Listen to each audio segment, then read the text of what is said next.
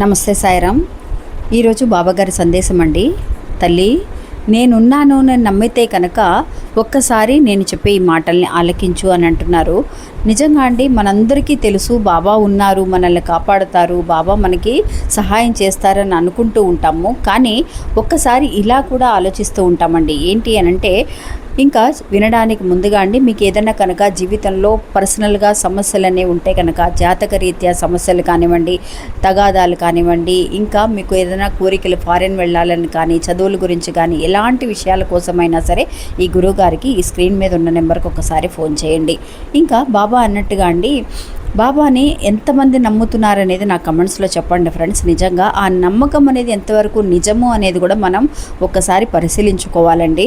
ఎప్పుడైతే కనుక పూర్తి శరణాగతి పొందుతామో, మనకి సచరిత్రలో చెప్పినట్టుగా పూర్తి శరణాగతి పొందుతామో, ఆయన పాదాల మీద పడి బాబా ఉన్నారు కదా అని ఆలోచించకుండా ఉన్న వాళ్ళు ఎంతమంది ఉంటారు. మనం అనుకుంటాం ఈ క్షణంలో నేను బాబా మీద భారాన్ని వేసేసాను అని, కానీ మళ్ళీ కొన్ని గంటలు అయిన తర్వాత మళ్ళీ ఆ ఆలోచనలకు వెళుతూ ఉంటాం.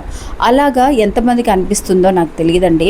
కానీ ఒక్కసారి మీరు ఇలా మాత్రం ఆలోచించి చూడండి ఫ్రెండ్స్. ఏంటి అనంటే, బాబా నాతోనే ఉన్నారు కదా. మన చిన్నప్పుడు అండి, తల్లిదండ్రులు మనకి తండ్రి పక్కనే ఉంటే తండ్రి అన్నీ చూసుకుంటాడు కదా, ఆయన ఉన్నప్పుడు నాకెందుకులే భయం ఎలా అని అనుకుంటున్నాము. అలాగే ఇప్పుడు కూడా మన పక్కనే ఈ తండ్రి, సాయి తండ్రి ఉన్నప్పుడు మనం భయపడాల్సిన అవసరం ఏముంటుందండి?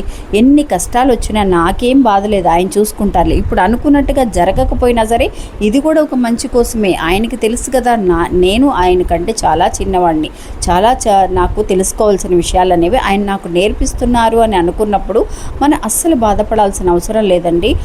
సాయి తండ్రి నా పక్కన ఉండి నన్ను చేపట్టుకొని నడిపిస్తున్నారని ఒక పసిబిడ్డలా మీరు ఆలోచించి చూడగలిగితే నిజంగా బాబాని నేరులో చూసినంత ఫలితం అనేది మీకు దక్కుతుందండి.